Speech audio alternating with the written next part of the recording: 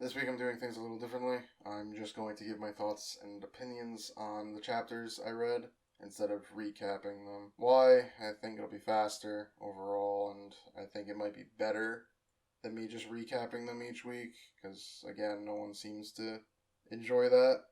I'm guessing, I'm not sure. Tell me if I'm right or wrong on that. So, we're just going to get going and get right into it. So, first up is One Piece. The chapter was very good. Kaido going back to his normal form and facing everyone head on. Kiku getting her arm fixed quickly was surprising, I guess, but it shows how serious the Scabbards are about all of this. That was surprising to see that she was just so willing to get back up and ready to fight. Also, it showed that Inuyarashi and Nekomamushi were starting to fade from their Sulong form already. So I wouldn't be surprised if they end up dead before Luffy gets there. That's at least a bold prediction from me, that they'll all be dead. Not all of them, most of them will be killed before Luffy gets there, and then it'll cut to end of the Act 3. We also see that Queen is very evil, having the plague kill everyone, and then toying with Apu by throwing him the antidote and saying basically good luck, which I thought was really funny. Setting up that theater of battles really well, where it's Chopper versus Queen in terms of plague versus cure. We see Luffy also running around trying to get to the Scabbards, which I don't think he'll make it, especially from where they were. So that'll be very interesting to see where that ends up going, if he makes it or not, because I don't think he will. We also then see Momo and Shinobu being saved by Yamato, and Yamato confirming that he was there at Oden's execution, and that he even tried to save Momo, which I thought was interesting. And he states himself proudly to Momo, which was good, which makes it very interesting. So we have at least 3 major fronts for this battle, with the Scabbards, the Plague Room, and Momonosuke's fight. So we'll end up seeing how all of that turns out in the end. Overall, again, a very good chapter. Very fun. Again, a prediction is by being specific. I think 997, maybe 998 is when the act ends. And we'll get for the next 2 to 3 an interlude where we see what happens with what's happening with the rest of the world. Whether what's up with Sabo and Vivi and how the world's on fire, and we'll end up seeing some wild cards actually going to Wano to really just throw everything off, is what I'm predicting. Is it based off of much? No. So it's not really a theory, it's just a baseless prediction. So overall, I'd give that chapter an A. It was very good. Next is My Hero Academia, and the chapter was again great, and it started to really pick back up in terms of intensity, with having Todoroki save Deku from falling, and with Shigaraki ignoring All for One and deciding to continue to attack. Was a very interesting decision to see that go that way with the story, where everyone's beaten up to death. We also see, that's how it started. We also see Ida and the other of the big 3, not Sun Eater, the flying fairy girl. I don't remember her name. We see them going towards Deku and Co. to warn them about Gigantomachia. They end up arriving, and seeing how dire everything is, we then cut all... it just cuts around. We also see the conclusion, at least for now, of the Toga and Uraraka fight. It'll be interesting to see how that rivalry develops as it goes, as what would be really fun about My Hero is once they get out of the school arcs, is if they all have their own individual kind of American-style comic book story, where you have each one having major villains, and I would find it really fun if Uraraka's major villain was Toga, where in essence she has to constantly fight against her, and so on, and maybe even save her as Uraraka realizes that Toga was actually asking for something, and Toga leaves understanding her lot in life and goes back to the League of Villains. So she'll end up battling with everyone there. I can't tell if they're going to win or lose this fight, genuinely, as it's just going all over the place. So we'll end up seeing if Horikoshi actually brings the heroes a major victory, or the villains, because it's very hard to see the heroes winning at this point.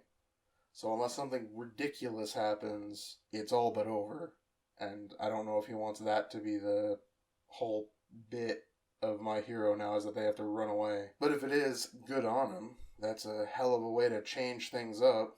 And the final panel is now Ida and a bunch of the heroes and villains. It's a big battle as Gigantomachia finally blasted through the city to make it to Shigaraki. So the next few chapters are going to break everything loose, and if all of this fits in terms of the timeline, I'm seeing this arc end by about 300, leaving about 20 chapters or so, 21 chapters, to finish this arc up, which would be definitely the longest in My Hero, but we'll see. Overall, I'd give that chapter an A. It was, again, very good. Next is Black Clover, and the chapter was great, just like the last two, where you have Asta winning.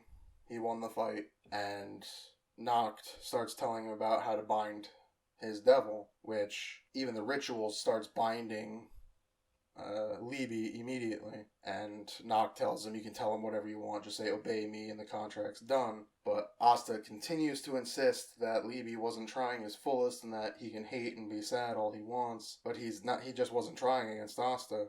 So, in truth, Asta is still thankful to Libby and wants to become his friend. So he pulls the power of friendship and makes the contract that they are equals. They have equal footing. So, in essence, it's more of a partnership than a master-servant one, like with Noct's contracts. This surprised Noct and Libby, who call him foolish. Libby ended up saying that he can see his mother in Asta and says he must really be her kid, and so he knew who Asta was, which was an added cute moment, I think. And then Noct even acknowledged that Asta chose the right decision, but then warns him that being right doesn't necessarily get you a reward, which then I thought was really funny, because Noct then suits up to a really powerful degree and says that the real training begins now, as the two of them have to fight him at his full power to get stronger. So again, these next few chapters will be very interesting, even if it just cuts to the future where it's after they have trained. It'll be very interesting to see how the series goes from here with Asta and Libby being partners. I'm extremely curious, and again, them being brothers now, even in the physical world, is a very funny thing to have happen. So I was glad at where this story is taking it. So I look forward to where it continues to go. And with that, I give this chapter an A. Next up is Chainsaw Man. And my god, these chapters continue to be excellent. It just in itself are great. I was right in the fact that Power ended up not being able to hand Chainsaw over, trying to save Denji as best she could, and even getting away, which was surprising even to Power, she gets away, but she ends up continuously being attacked by Makima's people, and eventually she's wounded and has to put Denji and herself into a dumpster. When they're in there, it flashes somewhat into like an internal monologue, I guess, where Power talks with Denji, they hug, and so on, and Denji says basically, you don't have to save me, because I've lived my best life already, and it's not worth living without her. But then Power says, no, you should keep living, but then makes a contract with him, saying that once she dies, she'll no longer be Power, but she'll give him some of her blood, and that he has to now go and hunt, or find the new Blood Devil, and become friends with them. And once they do, he can put her blood into the new Blood Devil and bring the real Power back, which I thought was an excellent way to continue this story. And we see that Denji has returned. He then pops out of the dumpster, sad and upset that Power is gone. We then see his mentor, again, I can't remember his name at the moment, but the one who's been strictly defying Makima, and the one human that seems to be doing so. And he more or less says, if you're a monster, go away, but if you're Denji, he can help him get away. And Denji confirms he's Denji again, which is great, and this story just goes in ways that I think are damn near amazing. The story is the greatest one going right now in Shonen Jump, and they've got some good ones going at the moment. But this chapter in itself was a great soft reboot on how to put, or where this series is going. Not even really a soft reboot, it just jumpstarts the storyline where now Makima is the villain. We all know this, and that's what makes this great. Makima now, this whole first half, or first part of this manga has just been building how evil Makima is, and now she is the actual villain of the series, which is excellent. This chapter gets an A, without a doubt, and it was amazing. Next is Jujutsu Kaisen, and it was a good chapter. It showed that the robot guy in the other school's class finally died. His last of his remnants was talking to the girl he liked in his class, but it was over.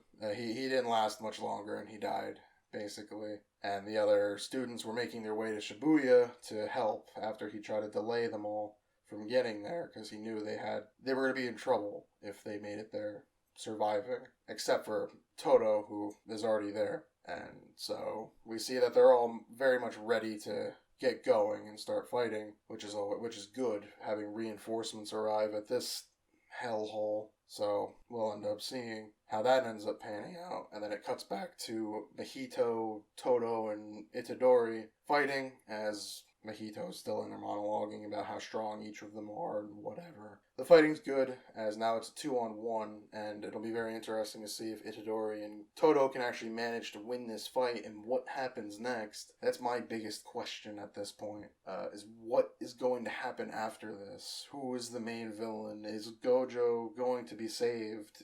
What is going to happen? I know these are the questions you're supposed to ask, but at this point, I just don't know, so I'm very much just going to be continuing to ride this out and trying to figure out what's going to happen. Itadori's probably going to win, but is Mahito going to survive? That I don't know. So we'll end up seeing. It was a very good chapter, as now also Toto ended up hitting Black Flash, which I don't think he had before. So now it's all of them are really fighting at their top forms for the most part. So it'll be very interesting to see how that all pans out and where it goes from here, because I'm assuming it's not ending soon. I think it's got a lot of life left wherever that life of the story is going, so we'll end up seeing at the end of the day. So overall, I'd give that a B. It was a good solid chapter of fighting and adding the stakes and so on. Next is Undead Unluck, and the way this mangaka is telling this story is very unique. There's really nothing else like it, as they're able to find the book and find out that 3 arcs were missing from the original publication of it, and then they go find the author, who I'm surprised it was that easy to find them, and the author ends up arriving at where they're supposed to meet sneakily, and so on. He seems very above it all, which is an interesting thing to have as a in-world character for the story, who then directs them to fight the Uma of Autumn, so that they can continue their story, and more or less he's now going to probably dictate what they're going to do, which is a very interesting thing to have happen. So I have no idea where it's going. He was also interested in Fuko's manga, so it'll be interesting. Again, it's the only word I can use to describe it. It'll just be very interesting, because I have no idea where it's going. Overall, or I can't even think of how to predict where it's going. It's the most unique one out of all of them that I've read. Fighting and so on, but the story just takes whatever route it wants. So whether it's good or bad, we'll end up finding out by the end of the series, no matter how long it lasts, especially since it's so very early in its run. It's only 38 chapters in, so we'll end up seeing. But overall, I'd give that chapter a B. Next up is Mashle, Magic, and Muscles. And the chapter was fun, as it always is, with the Dark Mage actually being a threat, which was surprising in some way. Also, Abel's face turn wasn't all that surprising in the end, so it'll be interesting to see how far this all goes, as Abel and Mash actually ended up working together, which is super funny. And it'll be interesting to see if the evil-eyed guy, I don't remember his name, I think they even say it, but I don't remember it, if he dies or not, which I don't think he will. And I think, or I'm kind of hoping, that for quite a few chapters, or a little while at least, we get kind of like a Gintama gag section of story where you just build upon our group of misfits. And I think that would be a really fun concept, seeing how they pass or fail or whatever. So, but again, this one is extremely early also, being only 37 chapters. So this one, I think, has a long, long life, even more compared to Undead Unluck. So we'll end up seeing. Also, Mash got to punch the Dark Mage right in the face at the end of the chapter. So we'll see if he lived. So yeah, that was the chapter. It was very good, and I'd give that a B. And last up is We Never Learn. Still not a fan of this arc, but I do find it at least somewhat entertaining, with at least the dynamic of the Mifuyu and Noriyuki. Their dynamic is at least somewhat fun and entertaining, so it's at least somewhat entertaining, but it's not great. I don't care for it. At this point, I'm very much just here to see how the whole thing wraps up in the end. So, blah. We'll end up seeing. Overall, if I were to grade it, I'd give this one a C. It was entertaining enough, at least for me, in a vacuum. I can laugh, but I don't love where the story's going. Call me weird. But yeah, that's all I got for that one. With that, that's all the chapters. Hopefully this is a much quicker video and you can get through it rather easily. These are all just off the cuff. I'm just rambling my way through it. So if you enjoyed, that would be great. I would really appreciate it if you did enjoy it. Just because, I don't know. And if you did, leave a like. If this starts going well and it's easy to do, I might do it for some of the other manga webtoons I read each week, like Hardcore Leveling Warrior, The Boxer, Hajime no Ippo, and others, Kengan Ashura I read, and so on. I might do one at like every Friday, or every Friday. Oh wait, yeah, it comes out every Thursday is when the last of those weekly ones come out, I think. Sometimes towards the end of the week, maybe. I'll try to do another one. If you would all like to see me rant, ramble, and talk about the stories and so on of other stories and stuff. But yeah, if you enjoyed, leave a like. I know I said it already, but I'm going to say it again. And as always, if you made it this far, thank you for watching. I always appreciate it.